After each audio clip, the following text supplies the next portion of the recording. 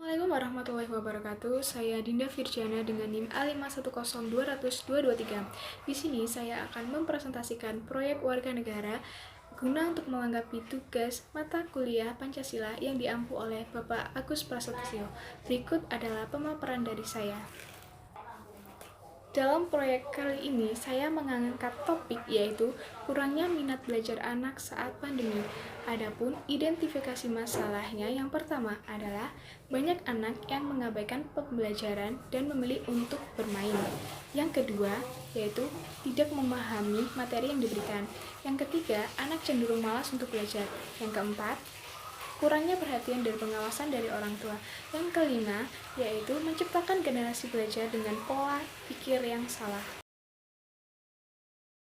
Dalam topik yang saya pilih, terdapat banyak sumber referensi yang dapat mendukung produk proyek warga negara yang akan saya buat. Di sini saya menggunakan sumber referensi dari artikel jurnal dan media online.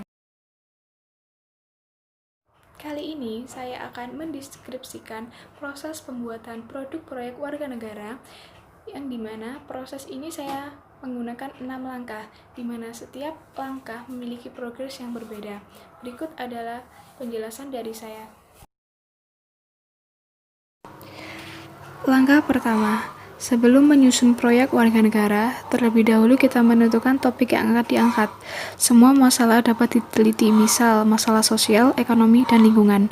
Di sini saya mengangkat topik kurangnya minat belajar anak saat pandemi. Progres yang saya dapat yaitu 10%. Langkah kedua, setelah kita menentukan topik yang akan kita amati, selanjutnya kita menentukan bahan. Maksudnya, menentukan tujuan kegunaannya agar pengamatan yang kita lakukan lebih terarah dan terstruktur. Progresnya yaitu 15%. Langkah ketiga, pengamatan dapat dilakukan dengan baik. Informasi yang dapat dicatat dengan selengkap-lengkapnya berdasarkan peristiwa yang terjadi atau diamati. Di sini saya mulai mengamati tingkah laku dari si anak yang akan saya jadikan sampel. Banyak informasi yang saya dapatkan hanya dengan mengamati saja, namun saya juga menggali informasi dari orang tua saya yang paham akan kondisi keluarga si anak. Langkah 4. Informasi yang dicatat dalam kerangka harus memuat masalah yang diamati, kemudian dikembangkan menjadi sebuah hasil pengamatan. Dengan memperhatikan penggunaan ejaan yang benar, progresnya yaitu 15%. Langkah 5. Produk yang akan kita buat akan menunjang hasil pengamatan. Gunakan produk yang sesuai dengan kemampuan Anda dan produk yang Anda hasilkan dapat dipahami dan dimengerti oleh pembaca.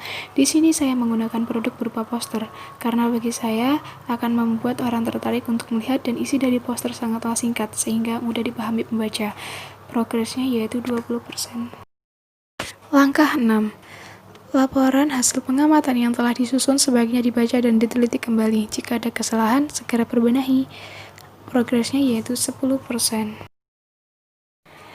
Alasan saya membuat poster ini adalah di mana di masa pandemi ini anak cenderung malas untuk belajar. Apalagi sistem pembelajaran dilakukan secara daring menggunakan gadget, yang apabila anak tidak dipantau oleh orang tua akan salah dalam menggunakan gadget. Hindarkan media sosial yang membuat anak kecanduan. Peran orang tua harus dapat membangkitkan semangat anak di masa pandemi ini.